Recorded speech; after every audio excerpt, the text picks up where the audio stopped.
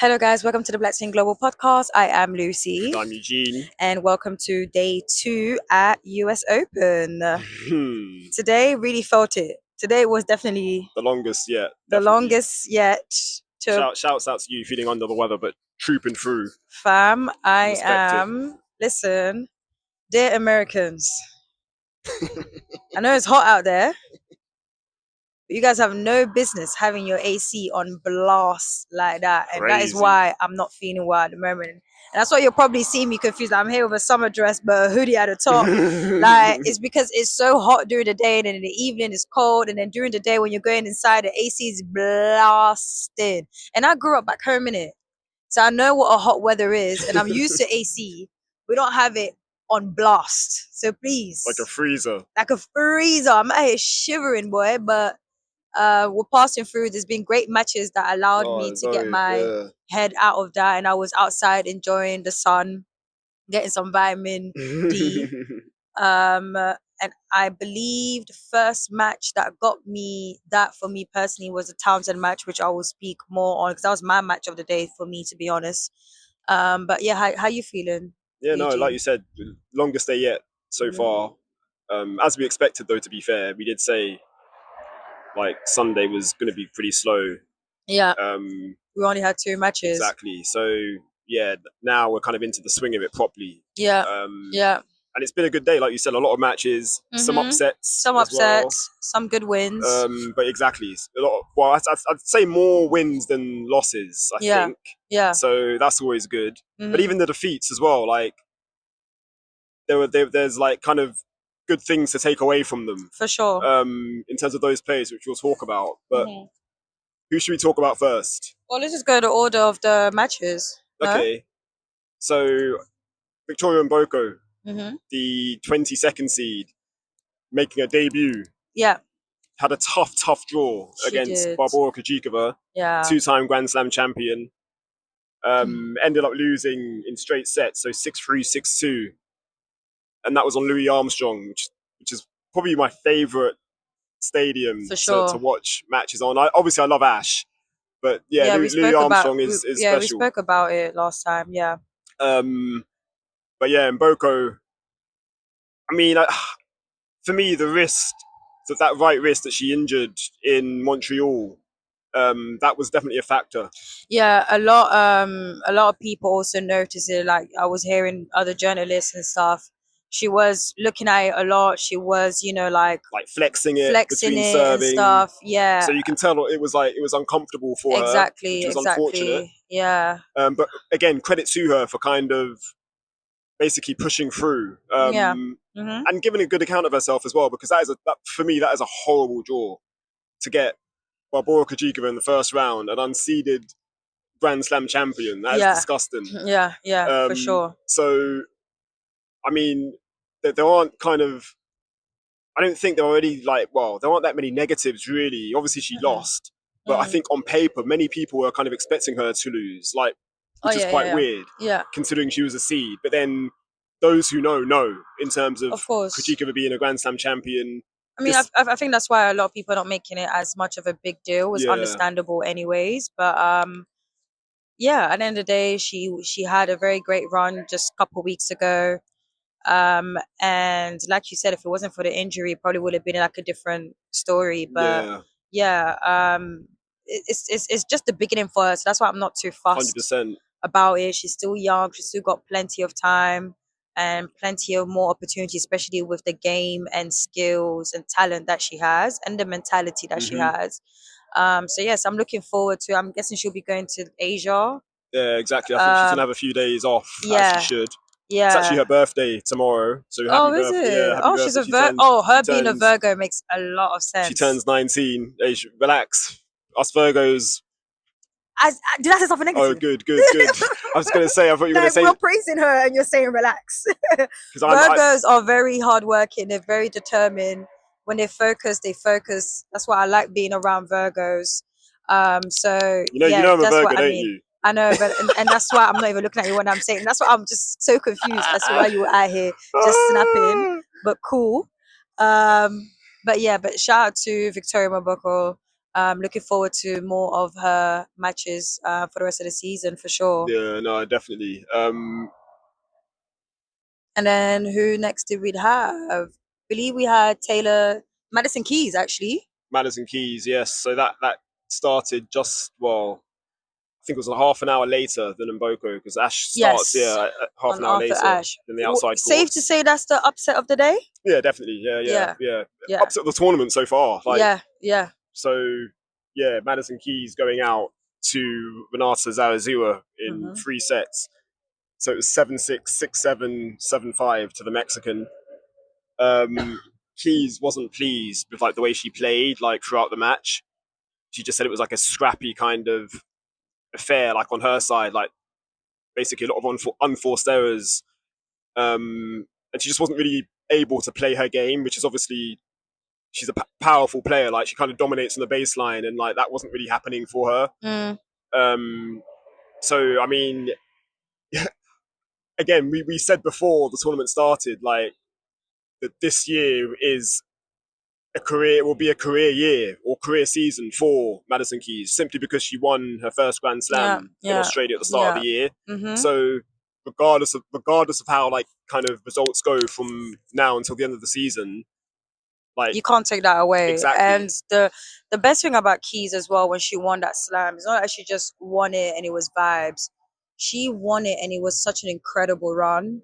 For you to beat the world number 1, the world number 2, it's just great. Yeah. And she played incredible tennis. So it's not like it was a quick, easy win. It wasn't do you get what I mean? So yeah, I mean, I've said this the same way I said this about Coco during our previews, that there are 1,000 of these players and there was only one Grand Slam winner, and it was Keys, and it was Coco, and we'll see, and then it was Igor, and then we'll see whoever's next for US. Yeah. Sorry, guys. Carlos Alcaraz and the bowhead. The prison trim. The bowhead, the prison trim. That's a prison trim right there. I like it. I like it. Straight buzz cut. I actually like it. Guys, I'm telling you, everyone's out here making fun of him. I think Carlos Alcaraz tried to tell you guys, listen, I'm not here to play games. I cut my hair. I'm gonna get this slam, and that's it, innit? But back to Keys. But yeah, I mean, I did see a tape on her thigh. Yeah, she came onto court with that. To be fair, she's had that on for a while. Yeah, I know. But yeah. But I was one, because when I saw that, I then was wondering if that played into it, because obviously it was hard for us to watch that match because it was clashing with the others and stuff. So yeah, but I mean, credits to her opponent. Probably the biggest win of her career. Yeah, definitely. I believe she's the first of her. There's been a lot of this tournament. There's been a lot of first of their country. Yeah, which is cool. So there's been Philippines. There's been Hong Kong. Turkish. There's been Turkish. There's been Mexico. It's great to see. I think this is what I love about tennis. Global very, sport, man. Very global. So yeah, so obviously top 10 win. You're playing on Arthur Ashe, first round. So a massive shout out to her for pulling that off. But I definitely did not expect Keys to lose that match in straight sets. But tennis is tennis.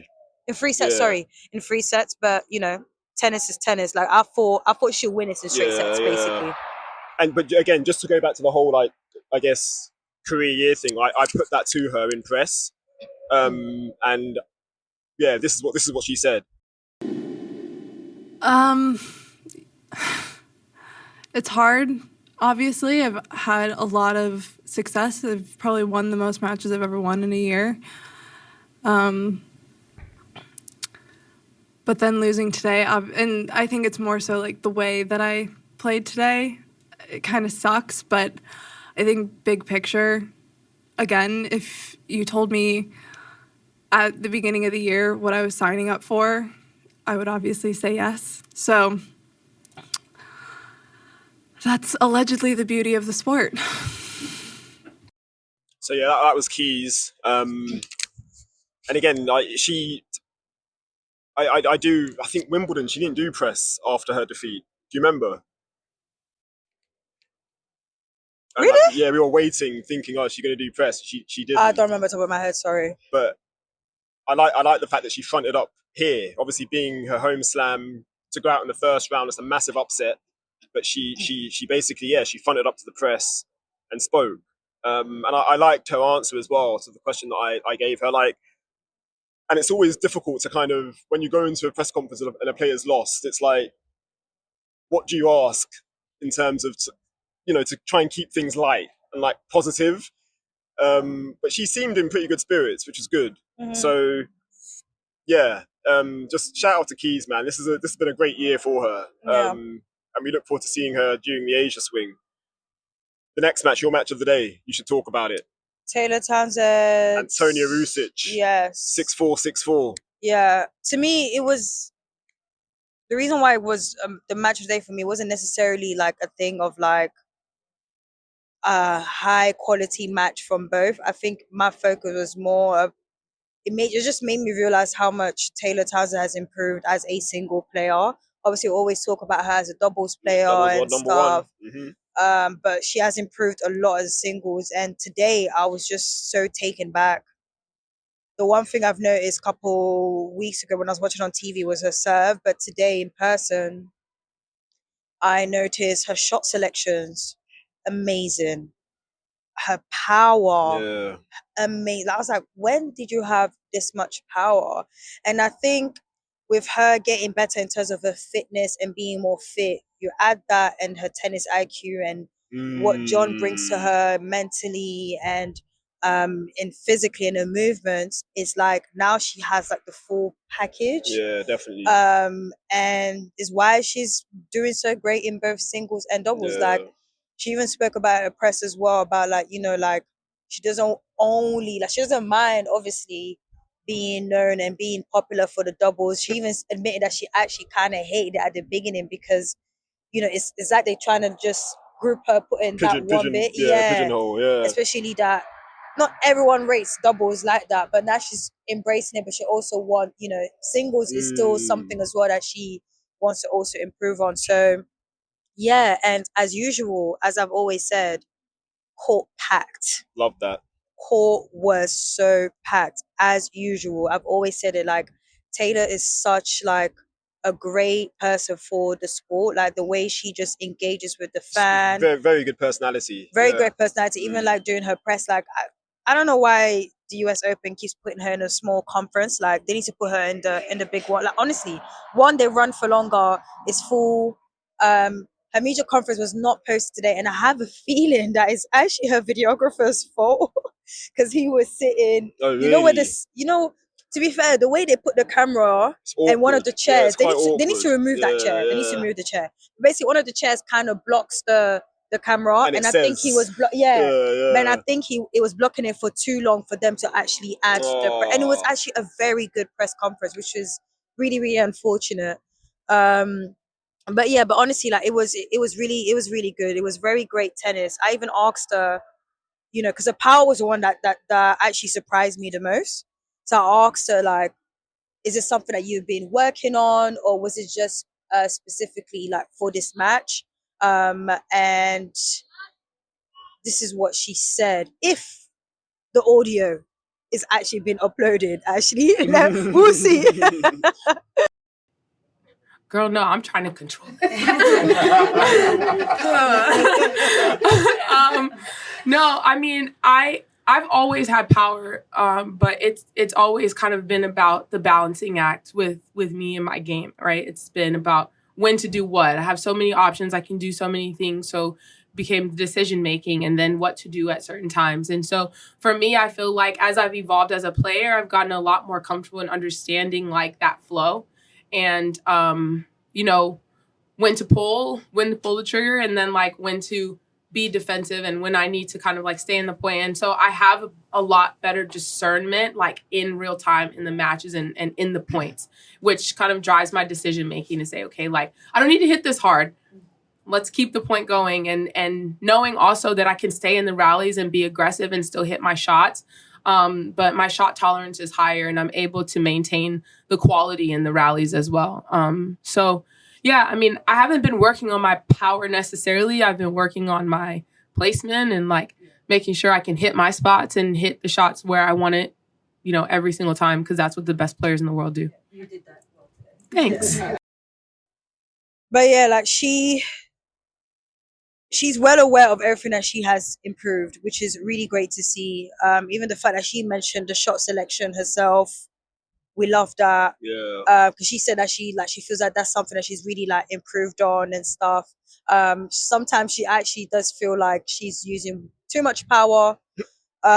She's trying to control it, but I think today she controlled it really well. But yeah, I'm looking for. She has a tough. Who's the next opponent? I think her next opponent is a seed. I think is it Elena? Yes, it is Jelena. Huh? Jelena, yeah. Jelena, yeah. So it's Jelena Ostapenko. Ostapenko is going to be really, really, really interesting. I think what's the most interesting thing is that they're both singles and doubles players. Like Ostapenko's been playing a lot more doubles, you know. So it's going to be interesting to see them playing singles. But I really see Taylor doing a madness because I feel like it's interesting. I feel like Ostapenko got better as a doubles player, and I feel like Taylor has gotten better as a singles player, whereas before it was more of like the other way around, if you get what I mean. So it's definitely going to be a good I hope that match is like not in one of these small courts. It has to be stadium 17 or grandstand or something, for sure. It'll be an actual stadium. Yeah, definitely. Exactly. Yeah. So massive shout out to Taylor, and the fit today was beautiful. Really loved it. The TT really line. Yeah, the TT line. Yeah, really, really good. Yeah. No, brilliant. Another match now. So we need to talk about this match, even though it was a defeat and we weren't actually there in person. Well, I saw it. It was next to Taylor's court. Oh, okay. Yeah. So you saw a bit of it. Yeah. Again, that court was packed up as well. That court was packed. That court was packed. We're talking about Clervie Ngounoue, the American wild card, against the 29th seed Anna Kalinskaya, and that was a free set, basically a free set thriller. So Ngounoue lost the first set 6-love, but bounced back in the second, won it 7-5, and then Kalinskaya took the third 6-4. So a really, really good effort from Ngounoue, considering this is her second Grand Slam appearance. Yeah. And I mean, facing someone having that as a draw is pretty tough. And she only had her first WTA win a couple weeks ago. Yeah. So yeah, I mean, for her to go from that first set to taking it to 3 set and stuff is pretty impressive. What I like about the result, or the scoreline anyway, is the fact that she lost the first set 6-love, but was able to bounce back. Because I think that's like not only resilience, it's just like that's what I was saying earlier. Like, yeah, I think it's pretty good that the fact that she went from that first set to taking it into 3. Yeah, exactly. So a solid showing from Ngounoue, and someone to look out for because she's only 19. So this is just a start for her. And yeah, I'm sure the wins will come like on the WTA tour as she plays more matches. So for sure, very, very good effort from the teenager. Next match, let's go back to Ashe. Big Foe. That was his first match of the tournament. You were there for most of it. Yes, I only missed a bit of the beginning of the second set because I had to run to Taylor Townsend. And that was a longer set as well. So yeah, that set was really good. Like it was very the second set was very good. It was against Yoshihito Nishioka, the Japanese. And I thought their head-to-head Nishioka was leading. Yeah. But I only realized the reason why I thought that is because they played against each other this year and last year, and Nishioka won. Yeah, so he's basically won the last 2 times. He's won the last 2 times, but now Francis actually does lead their head-to-head. But it's just that he hasn't beaten him since 2023, so I got mixed up. So I was kind of a little bit. I mean, not as much. You're onto something. Yeah, I was like, I won't be surprised, basically, if this goes long. I still had Francis winning this in straight sets because it's US Open. Exactly. You know, like when it comes to US Open, they know that if you're facing Francis, you're getting a different Francis. But yeah, highlight of that match was definitely the second set. Throughout the match, actually, Francis was really, he knew anytime it was time to lock in, like if Nishioka had like a set point or break point, he broke him straight away. He was serving really well. He was moving really well on the court. He was very focused. Yeah, the serve is looking very good. The serve today. is looking he finished the match really with an ace, good, which is brilliant. Exactly, the serve is looking really good. But yeah, that second set was very, very close. But again, literally, like, Nishioka was unable to take advantage of any time like he was ready to break, to a point where at the end of the second set he broke his racket like he was really pissed off. I kind of feel like he kind of checked out though. Like, no, yeah, but that's it. But after that exactly, so because that happened on the second set. Yeah. The second set, at the end of the second set, when he broke it, I was like, oh yeah, exactly. Yeah, that's the thing. From the first set, Nishioka had moments, and I think he reached his breaking point when he lost that tie break. So I knew the third set was gonna go smooth. I was like, oh yeah, this guy has clocked out. Yeah, it's done. We're good here. But yeah, it was a nice, easy, nice, clean straight sets win for Francis. I did ask him, about how like difficult it is having to face someone like Nishioka and stuff, considering that the last 2 matches, he won and everything. And this is what he had to say. Yeah, I think it's obviously a different match in a slam. So I served pretty well at some good moments. 19 aces, 50-something%. That's gonna help me a lot. But I just think he's a tough opponent. He's got so great backhand. He can extend points, and he really makes you beat him, right?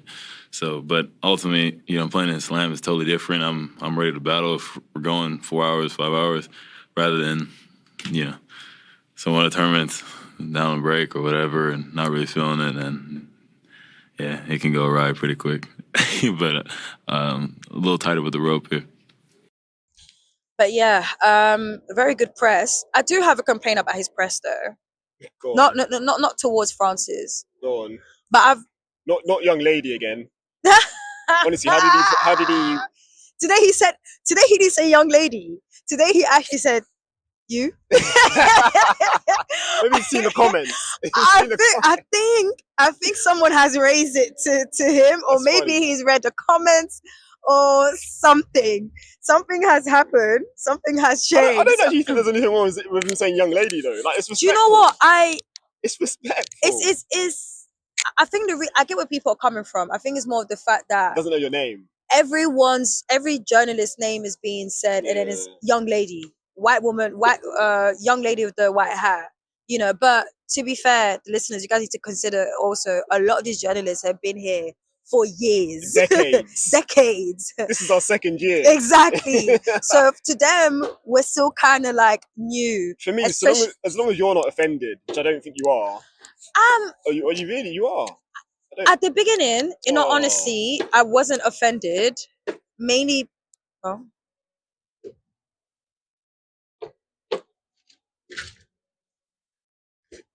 You can do the job, man. It's fine.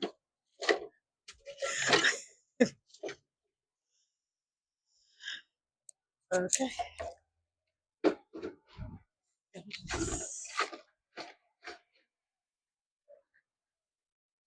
I'm so sorry.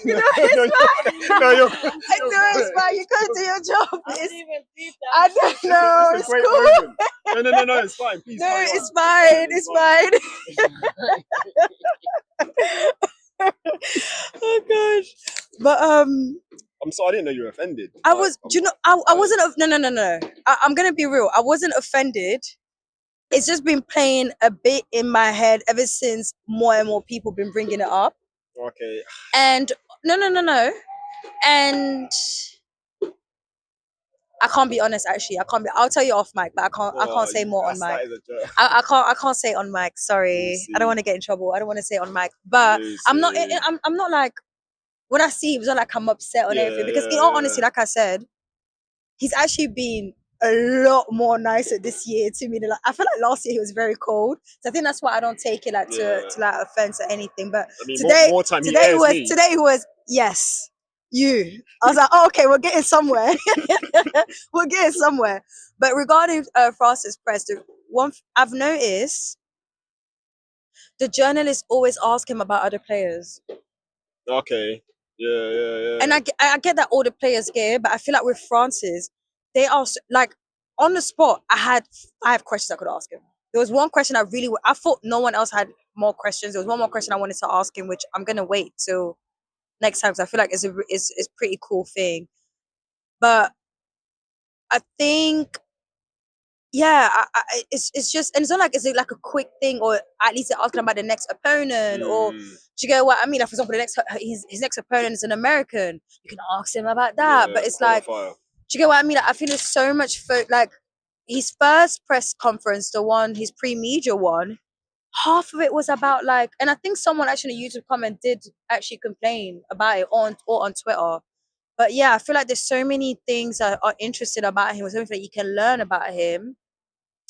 And it just made me realize we need to bring him back on a pod.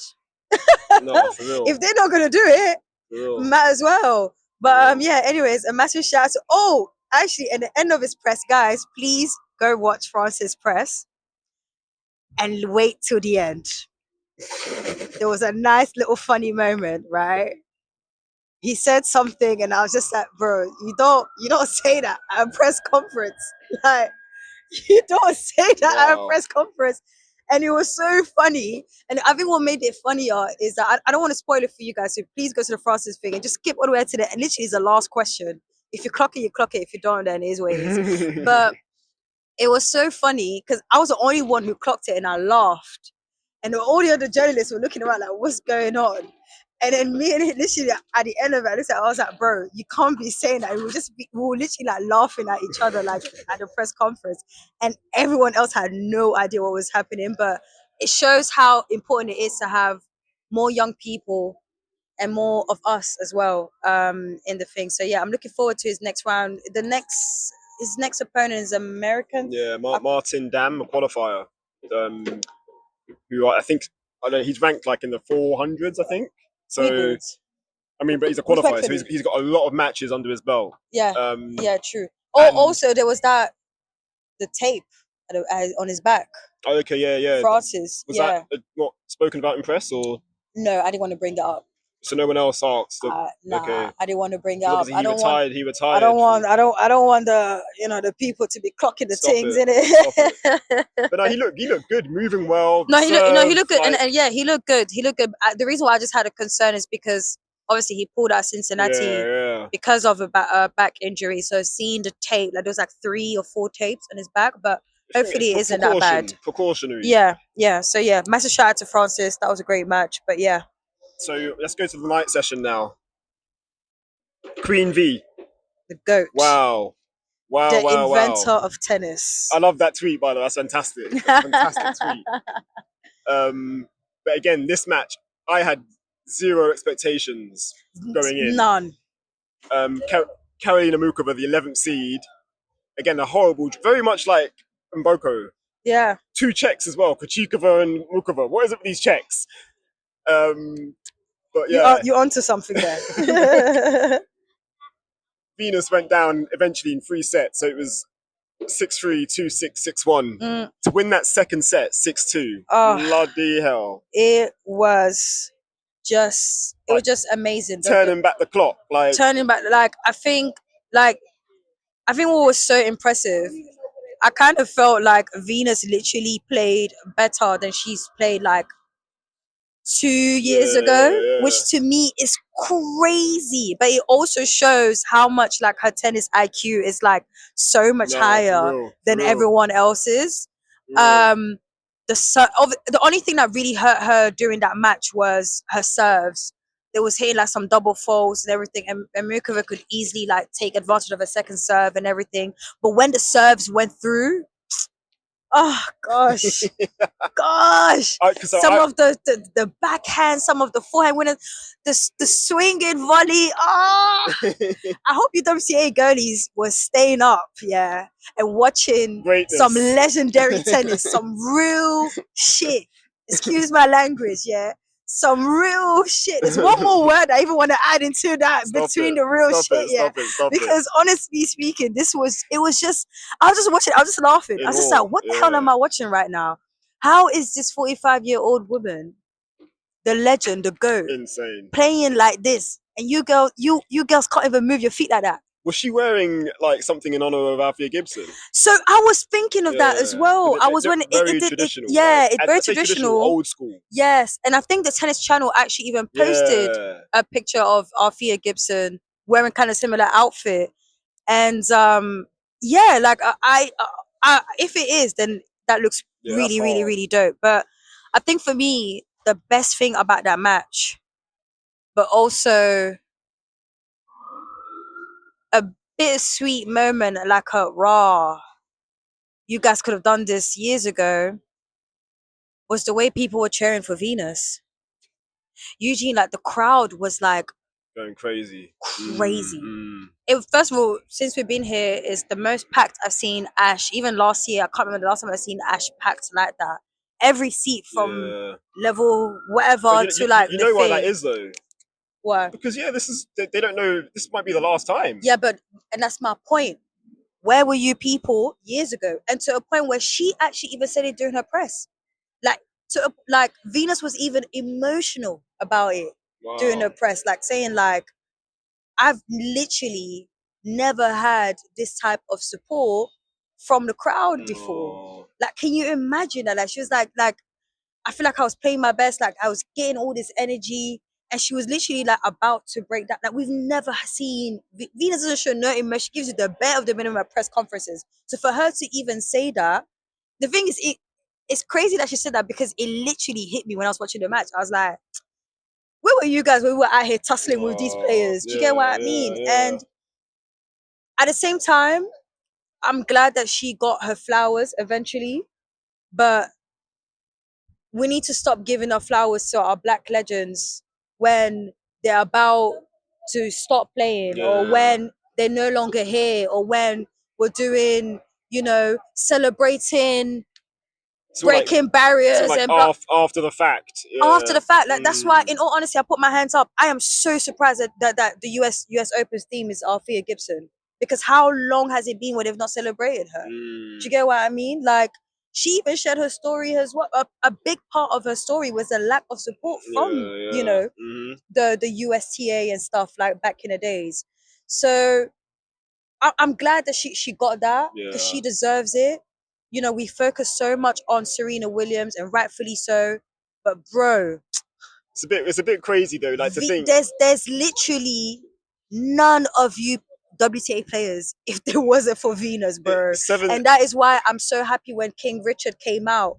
The focus was so much on things, and I remember Serena saying it, like, this is a love letter for Venus. Like, she is the reason. So what I'm gonna say though, like, in what planet are you the second best tennis player in your family, and you've won 7 Grand Slams? In like, what planet? But that just shows the ridiculousness of the Williams sisters. In terms of Serena being a 23-time Grand Slam champion, Venus winning 7. And yet she's the second best player in the family. It's crazy. Like, it's insane. It's absolutely crazy. But I'm so glad that she played. I'm so glad that she's back. All you people that are out here talking about why does Venus have a wild card, shut your mouth. Indeed. Stop talking. Indeed. Go brush your teeth. Go sleep. Because 1, it was packed. 2, everyone was entertained.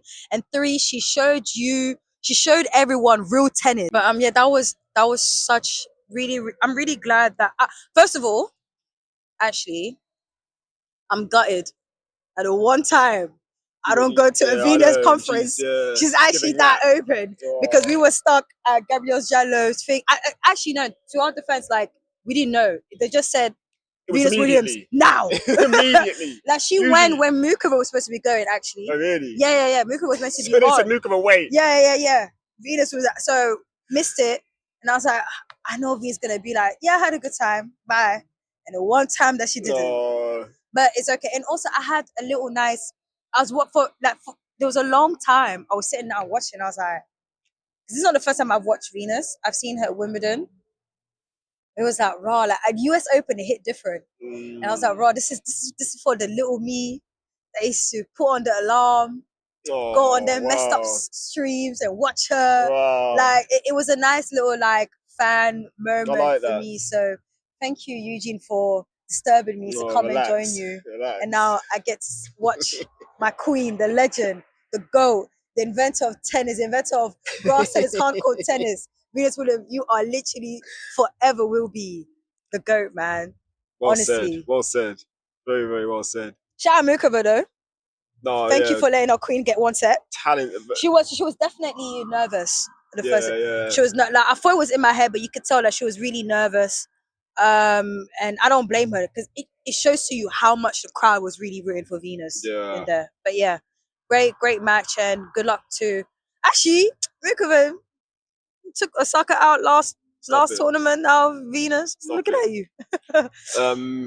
Let's talk about Gabriel Diallo. She did a peace sign. Let's talk about Gabriel Diallo, the Canadian 31st seed. I was watching that match, which is why I wasn't watching Venus. But then I did leave Diallo in the second set. Oh, don't you want to talk about Parks first? No, because Parks was a quick thing. Okay. That was my match of the day. And it didn't live up to it, unfortunately. Okay. Whereas Diallo, I expected him to win, but I didn't expect it to go to 4. Right. I thought it was going to be a straight sets victory. Just because Jumer, and obviously you were there for the end of it as well. Mm-hmm. Lucy, in the first set, literally it was just serve dominated. Nobody faced a break point. So they were holding serve pretty comfortably. But Jumer was getting much more frustrated, basically with his game. It's funny that you said that because I came the third set, fourth set, something like that. I think it's fourth. Fourth? Yeah, the fourth set. Yeah, the fourth set.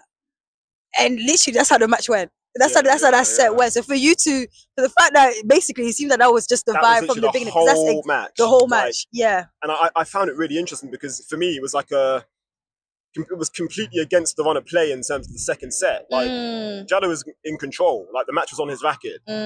But then he kind of lost concentration. And that's what happens in tennis. If you lose concentration for, I don't know, a few minutes, that could really switch a whole set. And that's exactly what happened in that second. Yeah. And to Juma's credit, he did take it 6-4.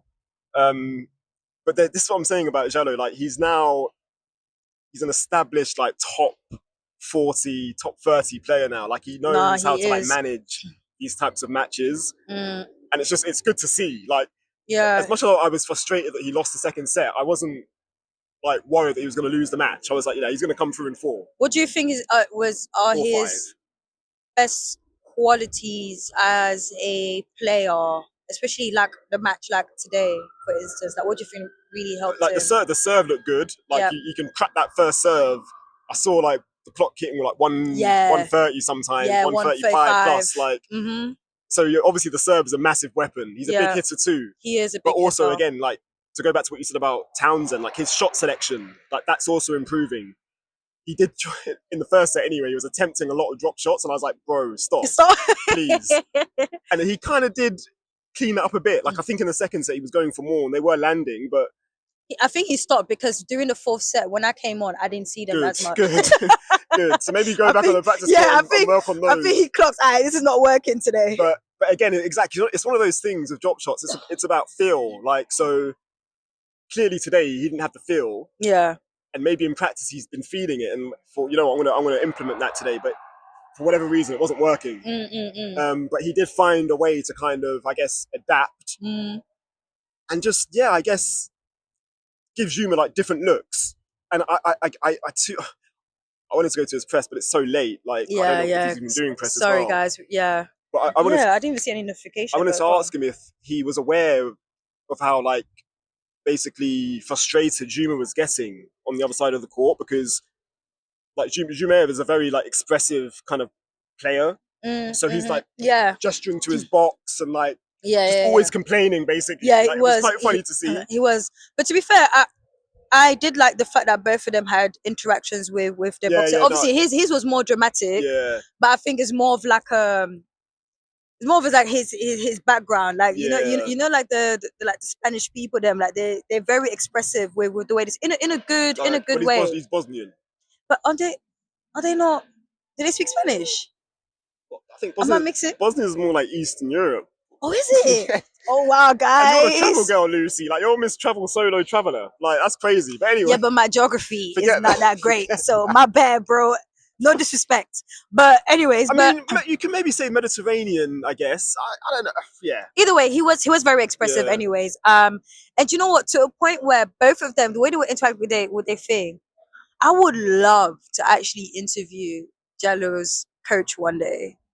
I would love to pick up his brain one day, like the way he was interacting with him and stuff. Like I find it so fascinating. But one thing that stood out for me as well was that the crowd. Like I keep forgetting that we're so close to Canada.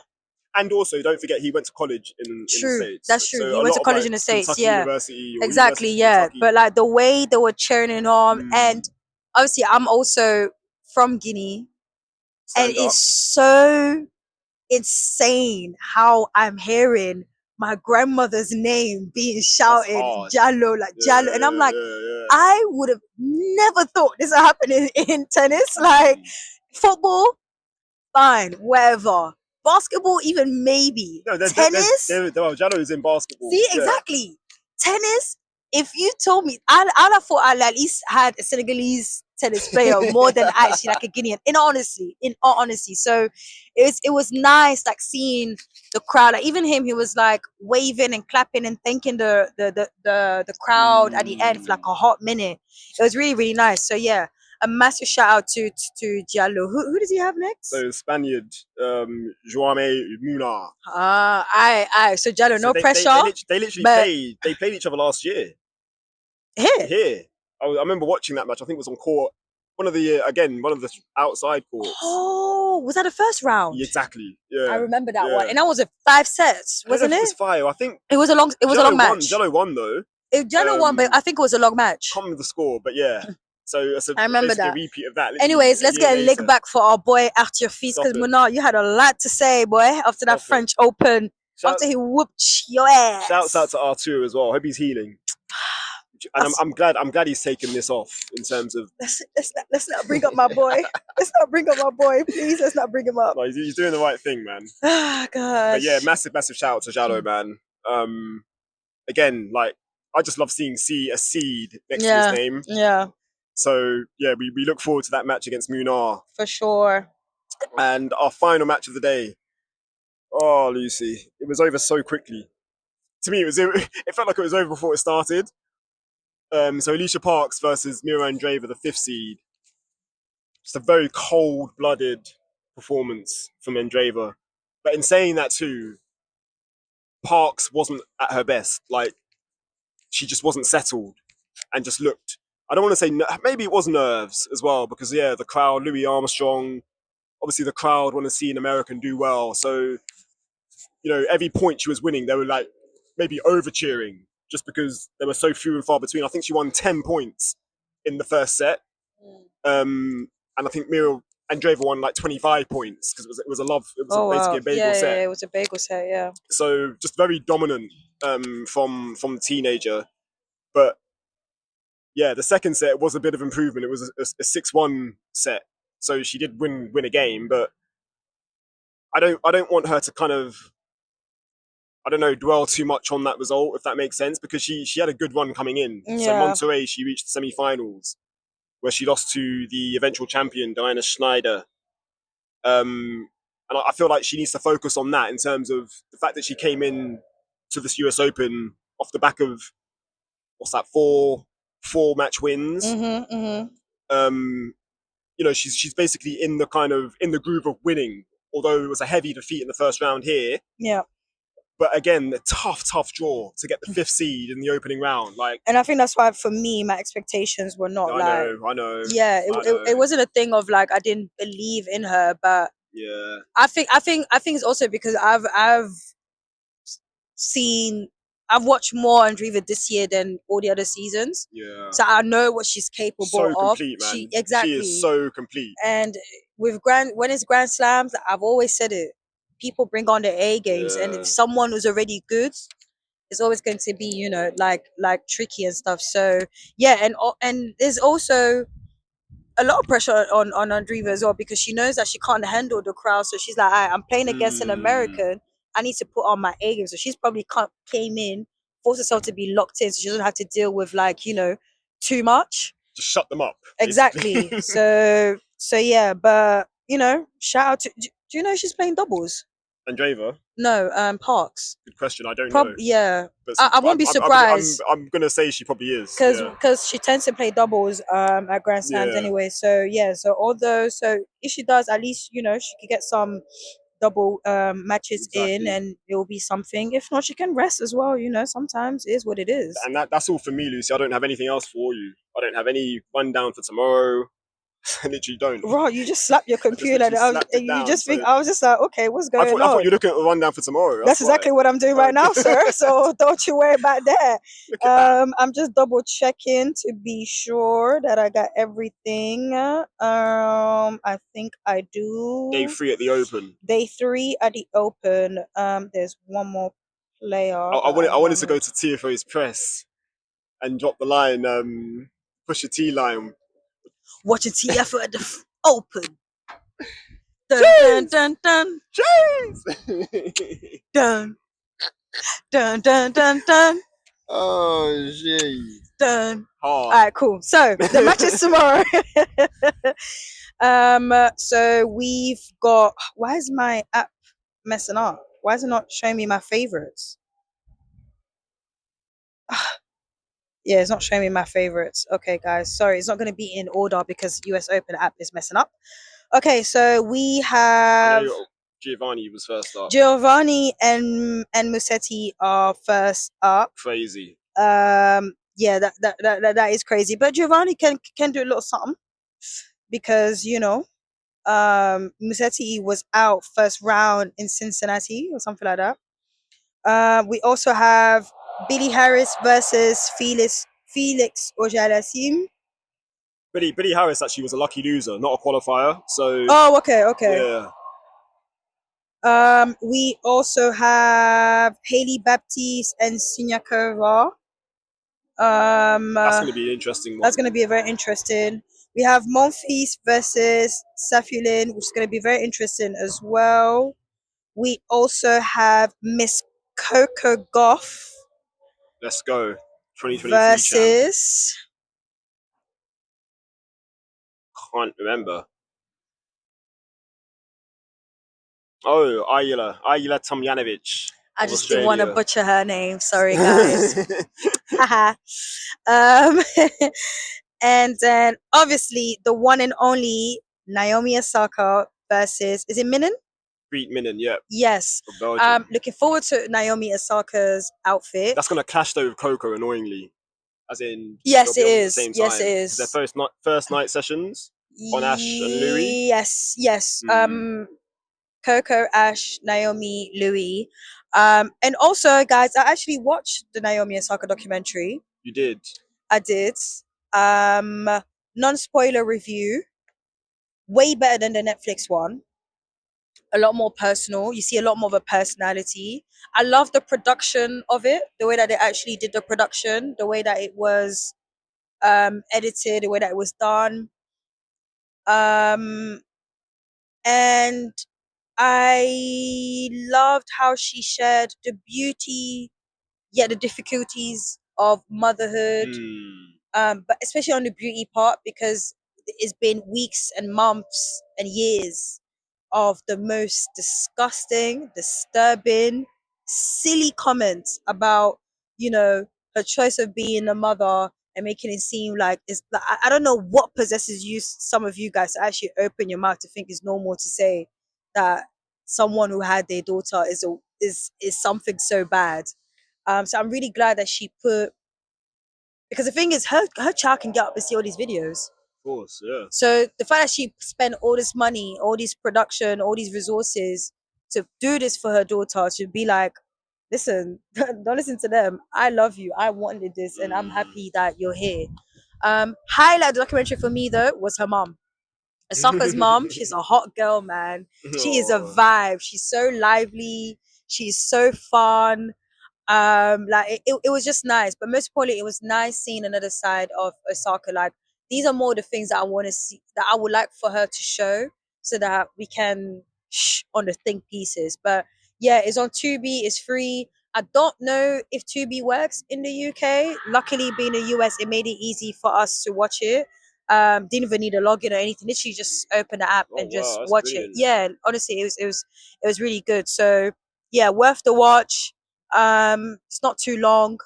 But yeah, shout out to Naomi. Looking forward to her matches tomorrow. And yeah, we shall see you guys tomorrow for day 3. Day 3.